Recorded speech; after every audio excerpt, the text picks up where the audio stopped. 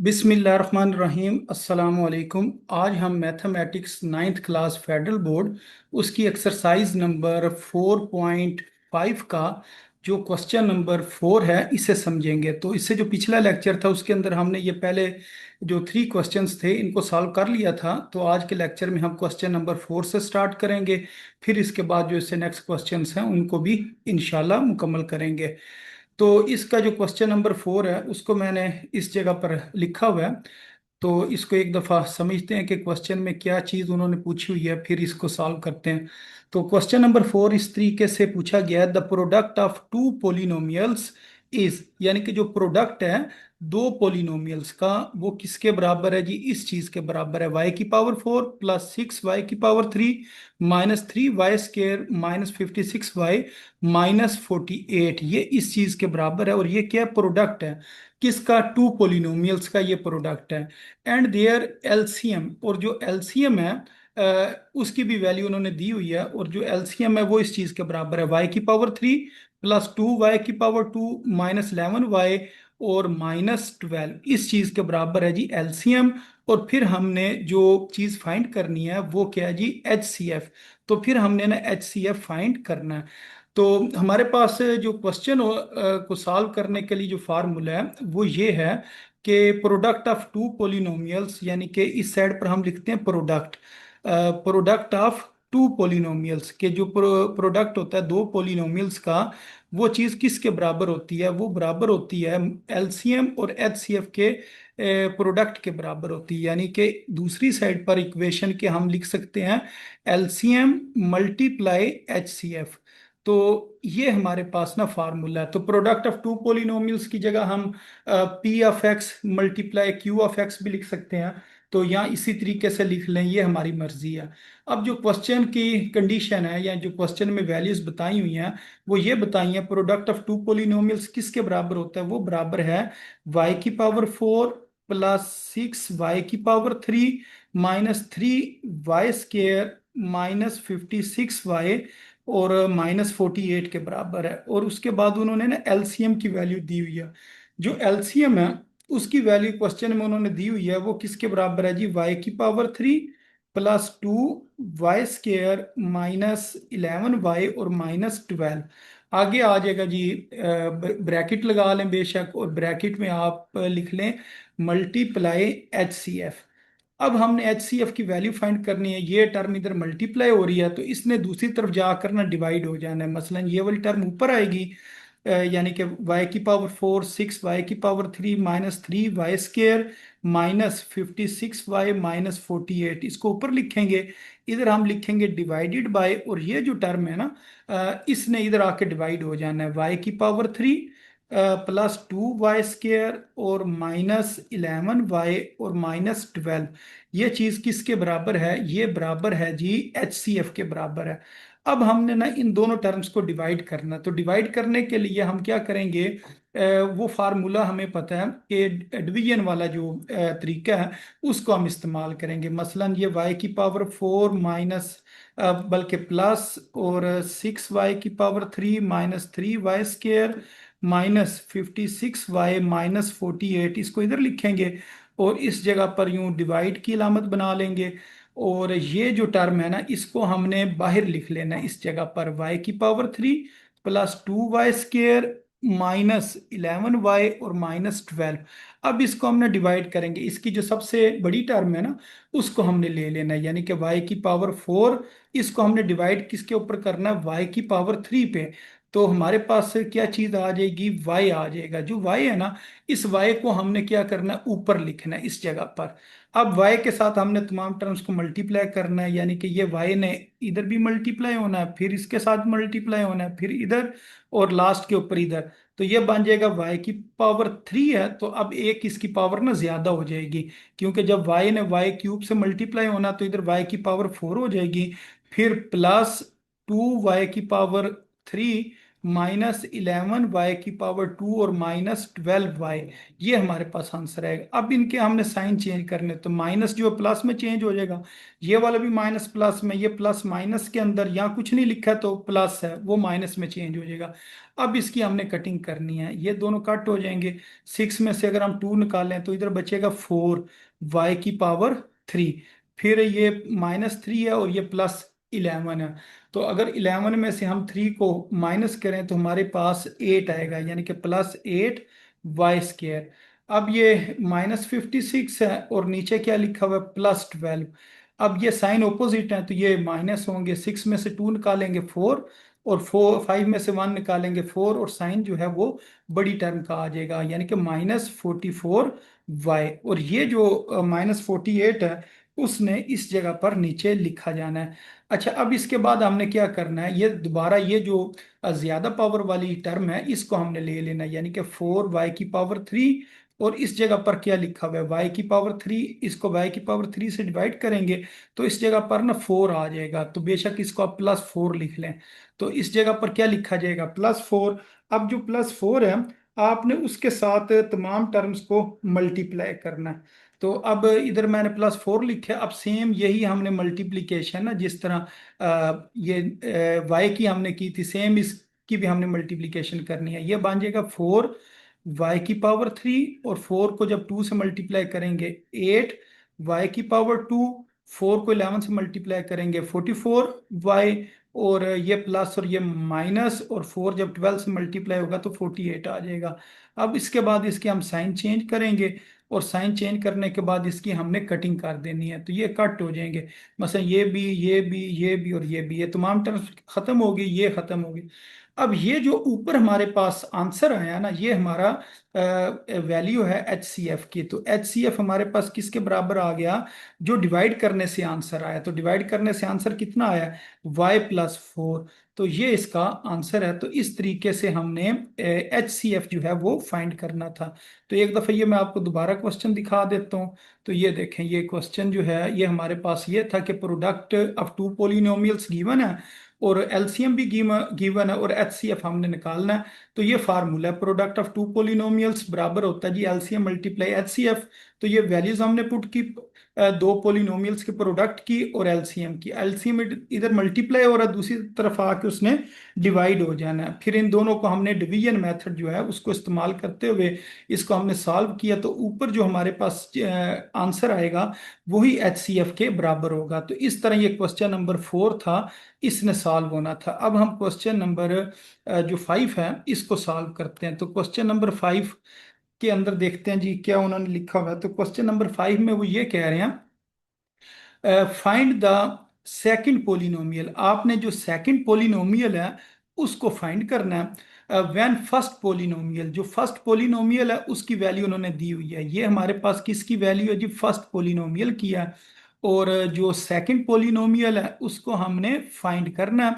और उसके बाद कह रहे हैं कि जो एलसीएम है हमारे पास है, तो एलसीएम हमारे पास किस चीज़ के बराबर है, एलसीएम हमारे पास बराबर है इस टर्म के, यानी कि ये सारी टर्म किसके बराबर है जी, एलसीएम के बराबर है। और जो एचसीएफ है हमारे पास वो इस चीज के बराबर है, यानी कि ये जो लिखा हुआ ना x+1। तो ये हमारे पास ना वैल्यूज दी हुई हैं। तो अब इधर ना हम फार्मूला लिखते हैं, हम फार्मूला लिख लेते हैं जी फर्स्ट पोलिनोमियल, और फिर इसको हमने लिखना है जी मल्टीप्लाई सेकंड पोलिनोमियल। तो ये first polynomial multiply second polynomial. तो बेशक इसको हम प्रोडक्ट ऑफ टू पोलिनोमियल्स भी लिख लेते हैं, या P(x) और Q(x), उस तरह भी इसको लिखा जा सकता है। ये हमारी मर्जी है, हमने ना क्वेश्चन को देखकर उसके मुताबिक इसकी फॉर्म बनानी है। तो ये किसके बराबर होता है जी, बेशक एलसीएम पहले लिख लें या एचसीएफ पहले लिख लें, ये आपकी मर्जी है। तो ये हमने ना फार्मूला लिख लिया। अब इस फार्मूले के मुताबिक हमने जो सेकंड पोलिनोमियल है उसकी वैल्यू फाइंड करनी है। जो फर्स्ट पोलिनोमियल है वो बराबर है x⁴ plus x⁴ plus x और +1। ये फर्स्ट पोलिनोमियल की वैल्यू आ गई। फिर आगे मल्टीप्लाई और सेकंड पोलिनोमियल हमने फाइंड करना है। तो इधर हम यूं ही लिखा रहने देंगे सेकंड पोलिनोमियल, इसको हमने सेम इसी तरह लिखा रहने दिया। उसके बाद हमने लिखा जी HCF। HCF किसके बराबर है जी, x+1 के बराबर है। इसके साथ भी ब्रैकेट लगा लेते हैं, फिर मल्टीप्लाई, फिर एलसीएम। तो एलसीएम हमारे पास किसके बराबर है जी, एक्स की पावर 3 + 1, फिर ब्रैकेट में लिखा हुआ है जी एक्स की पावर 4 प्लस एक्स की पावर 3 माइनस एक्स और -1। ये हमने ना वैल्यू लिख ली, एलसीएम की वैल्यू लिख ली। अच्छा, अब हमने जो सेकंड पोलिनोमियल है ना, इसको फाइंड करना है। तो सेकंड पोलिनोमियल इधर ही लिखा रहने दें इस तरह कि सेकंड पोलिनोमियल और बाकी जो फर्स्ट पोलिनोमियल की वैल्यू जो मल्टीप्लाई हो रही है उसको ना दूसरी तरफ जाकर हमने ना डिवाइड कर देना।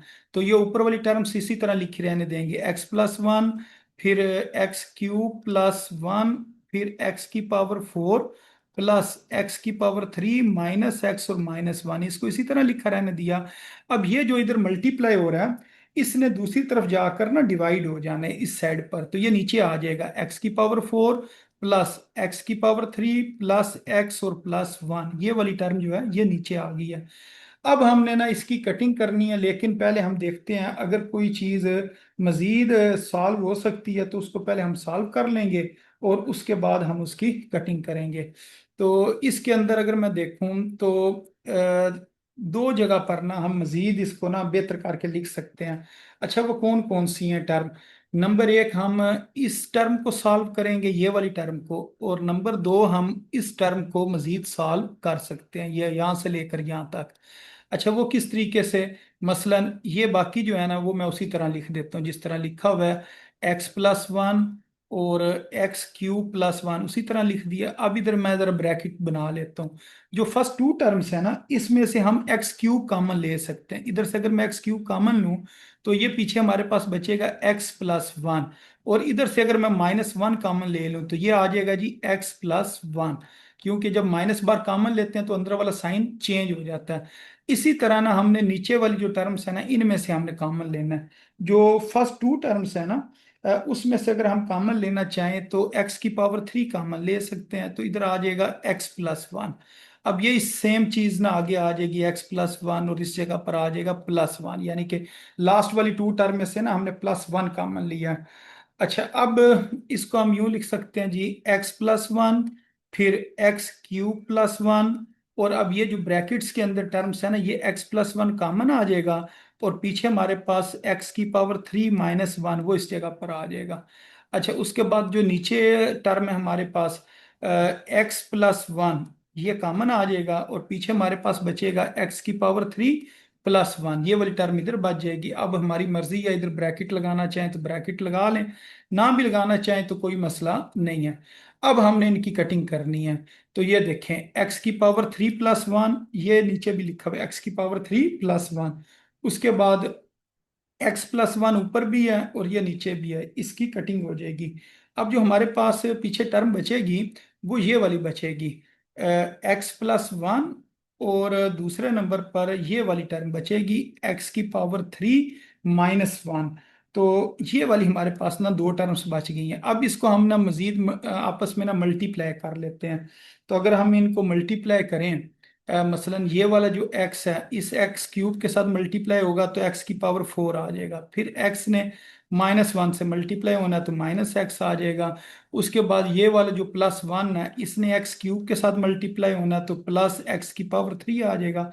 फिर ये प्लस माइनस माइनस, और 1 को 1 से मल्टीप्लाई करेंगे तो 1 आ जाएगा। अच्छा, अब इसकी अगर हम चाहें तो थोड़ी सी तरतीब ठीक कर सकते हैं, x की पावर 4 वाली टर्म पहले नंबर पर लिख लेते हैं, उसके बाद x की पावर 3 वाली टर्म लिखते हैं, उसके बाद -x वाली, और उसके बाद -1 वाली। तो ये सारी चीज जो है ये किसके बराबर है, ये सेकंड पोलिनोमियल के बराबर है।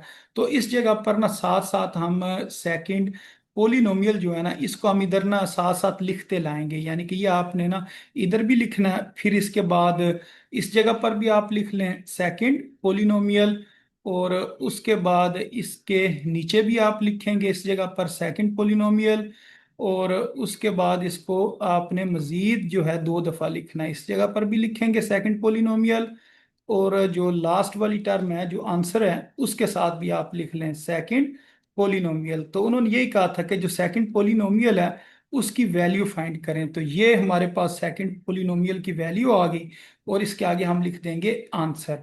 तो एक दफ़ा ये मैं आपको दोबारा क्वेश्चन दिखा देता हूँ, इसको मैंने किस तरह सॉल्व किया।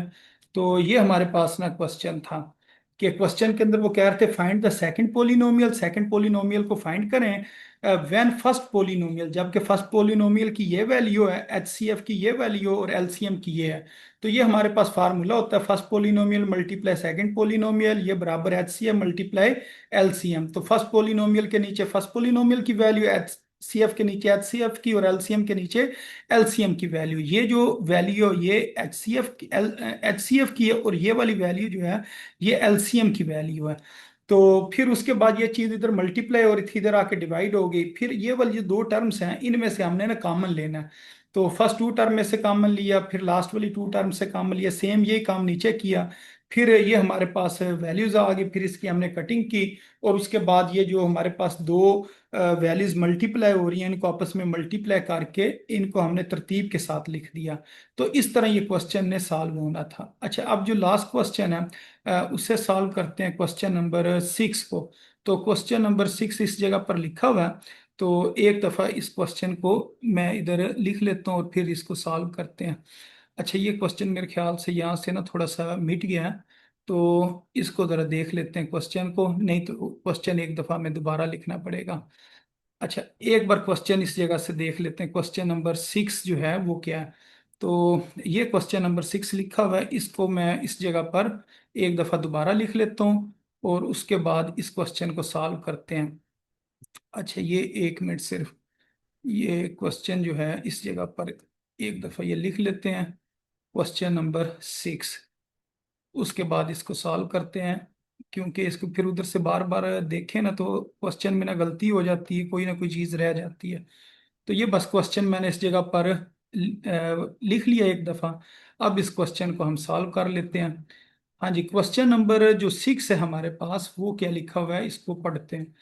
तो लिखा फाइंड द एलसीएम, कि आपने एलसीएम फाइंड करना है ऑफ पोलिनोमियल। जो पोलिनोमियल है कौन कौन सा जी? एक पोलिनोमियल ये है हमारे पास 4x⁻³ - 10x² + 4x+2, and 3x⁻⁴ - 2x⁻³ - 3x+2। तो ये हमारे पास ना दो पोलिनोमियल्स हैं। उनके जो एलसीएम है वो इसके बराबर है। इफ देयर एचसीएफ, और जो एचसीएफ है वो इस चीज के बराबर है, और ये उन्होंने ना एचसीएफ की वैल्यू दी हुई है। तो इसका मतलब इसको हम कह सकते हैं फर्स्ट पोलिनोमियल, और ये हमारे पास क्या आ जाएगा? Second polynomial.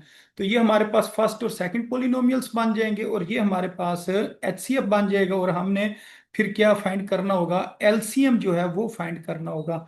तो इस जगह पर हम ना फार्मूला लिखेंगे, हम लिखेंगे जी फर्स्ट पोलिनोमियल, और इसको हमने ना मल्टीप्लाई करना होता है सेकंड पोलिनोमियल के साथ। तो इधर हम ये ब्रैकेट लगा लेते हैं और मल्टीप्लाई लिखते हैं, और इधर लिखते हैं जी सेकंड पोलिनोमियल। और उसके बाद हमने ना इक्वल का साइन लगाना होता है, और उसके बाद हम लिखते हैं जी एलसीएम मल्टीप्लाई एचसीएफ।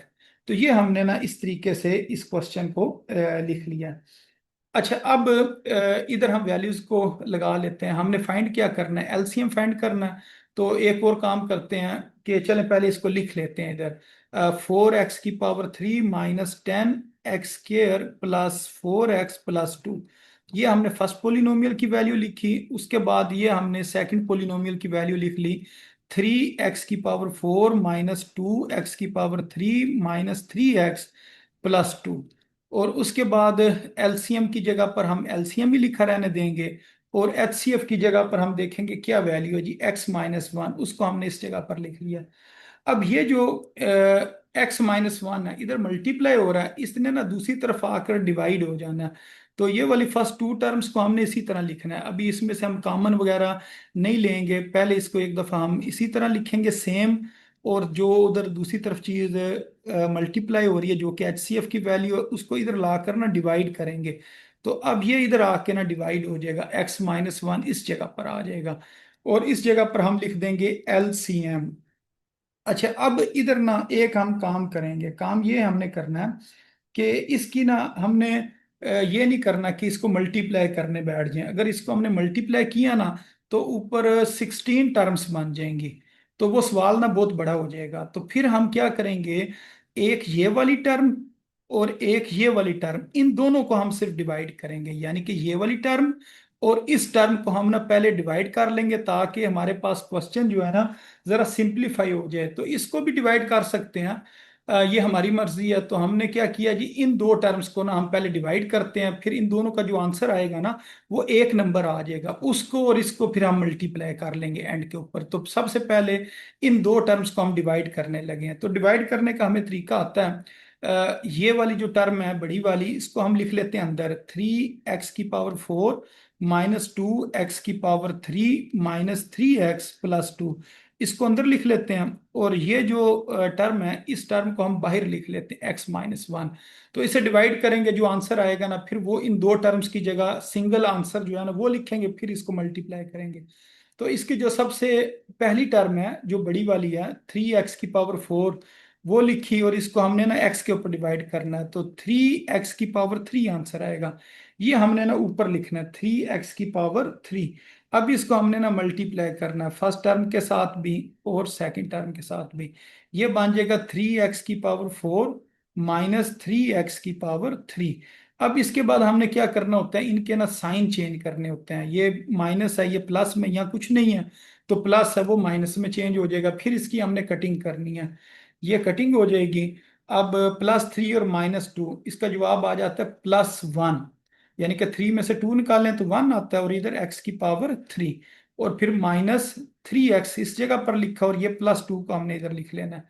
अच्छा, अब इसको एक दफा फिर डिवाइड करेंगे, ये लिखा हुआ जी +1x⁴, इसको हम डिवाइड करेंगे x के साथ, तो हमारे पास आंसर आ जाएगा +1x²।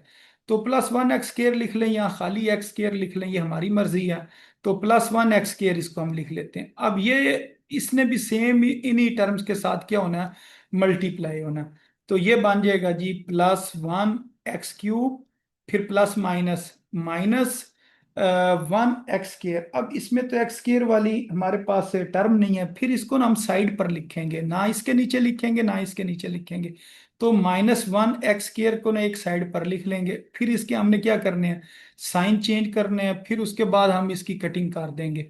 तो ये दोनों ना कैंसिल हो जाएंगे। अब सबसे ज्यादा पावर वाली ये टर्म है, इसको हमने ना पहले नंबर पर लिखना है, तो इधर हम लिखेंगे +1x² इधर लिख लेंगे, फिर -3x और फिर +2। ये इस तरह हमने लिख लिया, यानी कि ये जो टर्म है ना इस टर्म को हमने इस जगह पर ला के लिख लिया है, ताकि इसकी ना तरतीब सही रहे, सबसे पहले बड़ी टर्म आए फिर उसके बाद उससे छोटी। अब +1x², इसको हमने डिवाइड करना है x के ऊपर, तो हमारे पास आंसर आ जाएगा +1x। ये जो +1x है इसको हमने इस जगह पर लिखना है, तो इसको मैं इस जगह पर लिख लेता हूँ जी +1x। अब ये जो +1x है इसने भी सेम इसी तरह ना इन तमाम टर्म से मल्टीप्लाई होना है। तो इसका आंसर आ जाएगा जी +1x² plus minus minus 1x, और उसके बाद ये दो ही हमारे पास ना इसके आंसर आने हैं। अच्छा, उसके बाद इनके हम साइन चेंज करेंगे, ये माइनस है ये प्लस में चेंज हो जाएगा, ये प्लस माइनस में चेंज हो जाएगा, इसकी कटिंग हो जाएगी। अब 3 में से 1 निकाल लें 2, और साइन बड़ी टर्म का आता है, और साथ क्या आ जाएगा, x आ जाएगा, और ये वाला जो +2 है इस जगह पर आ जाएगा। अब ये हमने -2x, इसको हमने x के ऊपर डिवाइड करना है, तो हमारे पास आंसर आएगा -2। तो इस -2 को हमने इस जगह पर लिख लेना है, तो ये जो -2 है उसको मैं इस जगह पर लिख लेता हूँ। अब इस -2 को आपने सेम उसी तरह इन तमाम टर्म्स से मल्टीप्लाई करना है, ये वाली जो टर्म्स है ना इनके साथ आपने मल्टीप्लाई करना है। तो इसको मैं थोड़ा सा छोटा कर लेता हूँ ताकि ये आपको ना नंबर सही तरह नजर आ जाए। अच्छा, अगर इस -2 को मैं मल्टीप्लाई करूँ तो ये क्या बनेगा, -2x, फिर माइनस माइनस प्लस, और इस जगह पर क्या आ जाएगा 2। अब इसके हमने साइन चेंज करने और उसके बाद इसकी कटिंग करेंगे, तो हमारे पास इधर कुछ नहीं बचेगा। तो इसका जो आंसर होगा ना, ये ऊपर वाला आंसर है, तो वो किसके बराबर है, वो हमारे पास आंसर आ गया जी 3x⁴ +1x² +1x और -2, ये हमारे पास ना आंसर आया दो टर्म्स को डिवाइड करके। अब हमने क्या करना है कि इन दो टर्म्स की जगह ना वो वाली वैल्यू हमने लिखनी है। तो इसको मैं ऐसे करता हूँ, यहाँ से कर लेता हूँ कॉपी इस टर्म को, और फिर इसको मैं ना नीचे लिख लेता हूँ। मसलन ये वाली जो चीज़ है इसको मैंने यहाँ से कॉपी कर लिया और उसके बाद इसको मैं इस जगह पर लिख लेता हूँ। तो इसको मैंने पेस्ट कर लिया और इसको इस जगह पर लिख लिया। अच्छा, अब इसको मजीद सॉल्व करते हैं। तो एक दफ़ा इस जगह पर ये मैं इसको ले आता हूँ। अब ये जो हमारे पास टर्म थी ना, ये वाली, ये इसी तरह लिखी जाएगी जिस तरह ये पहले लिखी हुई है। 4x⁻³ -10x² और फिर +4x और +2, ये सेम इसी तरह लिख लिया। फिर लिखा मल्टीप्लाई, फिर इन दोनों टर्म्स को डिवाइड करके हमारे पास ये वाला आंसर आया। इसको हमने इधर लिख लेना, 3x⁻³ और +1x² +1x और -2, ये जी किसके बराबर है? ये बराबर है एलसीएम के। तो ये चीज हमारे पास किसके बराबर आ गई? एलसीएम के बराबर आ गई। अब इसको हम मजीद देख लेते हैं कि इन दोनों को हम मल्टीप्लाई करेंगे या नहीं करेंगे, क्योंकि अगर इसको हमने मल्टीप्लाई किया ना तो ये काफी बड़ी टर्म आ जाएगी। तो बुक के पीछे यही इसका आंसर है, यानी कि ये जो हमने चीज लिखी है, यही हमारे पास जो आंसर है वो किसका आंसर है जी? एलसीएम का आंसर है। तो हम कहेंगे ये हमारे पास आंसर आ गया किस चीज का जी? एलसीएम का। तो इस तरीके से एलसीएम हमने फाइंड करना था। तो ये क्वेश्चन क्या था हमारे पास कि फाइंड द एलसीएम, कि आप एलसीएम फाइंड करें ऑफ पोलिनोमियल्स। अब ये देखें इसके साथ ना एस लिखा हुआ है, पोलिनोमियल्स। इसके मतलब ये है कि ये दो पोलिनोमियल्स हैं, यानी कि फर्स्ट पोलिनोमियल और सेकंड पोलिनोमियल। बेशक इसको आप पी ऑफ एक्स और क्यू ऑफ एक्स का नाम दें। If there H C F is, और इसका जो एच सी एफ है वो किसके बराबर है जी? x-1 के बराबर है। तो फिर हमने एलसीएम फाइंड करना है। ये वैल्यूज हमने पुट की और उसके बाद, एक मिनट, ये क्वेश्चन मैं देख लेता हूँ आपका क्या सवाल है सर। क्वेश्चन में कहीं पर सिंप्लीफिकेशन करें तो हमें मल्टीप्लाई करेंगे। हाँ जी, आपका क्वेश्चन ये है कि सर अगर क्वेश्चन में कहीं कहें कि सिंप्लीफाई करें तो हम मल्टीप्लाई करेंगे। अब ये देखें ना, इस क्वेश्चन के अंदर इसकी हमने वैल्यू निकालनी है। ये हमारे पास ना आंसर आ गया है एलसीएम का, यानी कि ये भी अगर हम लिख दें ना तो ये आंसर ठीक है। लेकिन जिस टाइम ये क्वेश्चन आता है ना 4 मार्क्स का, तो उसके अंदर ना हमें फिर इसको मजीद सिंप्लीफिकेशन इसकी ना करनी चाहिए, यानी कि इसको मजीद सिंप्लीफाई करना चाहिए। तो उसके लिए ना ये फिर डिवाइड वाला भी काम करना पड़ेगा। तो फिर इसके ना पूरे नंबर दिए जाएंगे, वरना वो नंबर ना इसके काट लेंगे। क्योंकि ज्यादा जहाँ तक सॉल्व हो सकता हो ना तो उसको सॉल्व कर लेना चाहिए। तो अगर ना भी करें तो ये तकरीबन यानी कि फार्मूले के आपको नंबर मिल जाएंगे। यानी कि ये जो आपने फार्मूला लिखा है ना, first polynomial multiply second polynomial LCM multiply HCF, इसके आपको नंबर मिलेंगे। फिर ये वैल्यूज आपने ठीक पुट की हैं, इसके नंबर मिल जाएंगे। फिर ये इधर नंबर जो एचसीएफ है मल्टीप्लाई हो रहा है, इधर आके डिवाइड हो गया, इसके नंबर मिल जाएंगे। बाकी यहाँ से ना आपका एक नंबर ना काटा जा सकता अगर ये आप काम नहीं करते हैं, तो ये कर लेना चाहिए। ठीक है, और उसके बाद ये आपके ना जो बुक के पीछे आंसर है ना वो इस तरीके से दिया गया, यानी कि ये वाला आंसर दिया गया। तो इसके लिए ना फिर हमें ये काम करना पड़ेगा। तो इस तरह ना इसको आपने ना सॉल्व करना होता है। तो ये हमारी जो एक्सरसाइज थी 4.5 ये कंप्लीट हो गई है। तो इसके अलावा जो इसके अंदर जो क्वेश्चंस हैं, जो एग्जांपल्स हैं, उन्हें देख लेते हैं कि वो कौन कौन सी हैं, क्योंकि अभी है थोड़ा सा टाइम। तो इसकी एग्जांपल्स भी हम देख लेते हैं, क्योंकि अभी हम नेक्स्ट एक्सरसाइज नहीं स्टार्ट करते हैं। इसी को मज़ीद अच्छी तरह ना देख लेते हैं। तो ये देखें, ये है जी relation between H C F और एलसीएम। एच सी एफ और एलसीएम के दरमियान जो रिलेशन है वो ये है, LCM multiply H C F, ये किसके बराबर है जी? P multiply Q. तो पी से मुराद वो फर्स्ट पोलिनोमियल है और क्यू से मुराद सेकंड पोलिनोमियल है। तो ये उन्होंने एक फार्मूला बताया हुआ है। फिर उसके बाद उन्होंने बताया कि find least common multiple by division, के लीस्ट कॉमन मल्टीपल जो है डिवीजन से हम किस तरह फाइंड करते हैं। तो इसके अंदर देखते हैं जी डिवीजन से किस तरह उन्होंने फाइंड किया। उन्होंने ये बताया कि जो फार्मूला है एलसीएम को इधर लिख लेंगे, पी और क्यू ऊपर आ जाएगा और एच सी एफ इधर आके डिवाइड हो जाएगा। अब ये पी और क्यू दो टर्म्स हैं। अब जिस टर्म को मर्जी हम एक साइड पर लिख लें, यानी कि बेशक हम पी को पहले एच सी एफ के ऊपर डिवाइड करें, जो आंसर आए उसको क्यू से मल्टीप्लाई कर ले, या क्यू को हम एच सी एफ के साथ पहले डिवाइड कर लें और उसके बाद हम क्या करें, पी से मल्टीप्लाई कर लें। ये भी मेथड ठीक है, ये भी मेथड ठीक है। और अगर हम चाहें तो पहले इन दोनों को मल्टीप्लाई कर लें और एंड के ऊपर हम उसको एचसीएफ के ऊपर डिवाइड कर लें। तो ये हमारी मर्जी है कि हम इसको जिस तरीके से भी करना चाहें। तो जैसे कि ये एग्जांपल नंबर 19 है, उसके अंदर उन्होंने क्या है जी, एलसीएम फाइंड करें।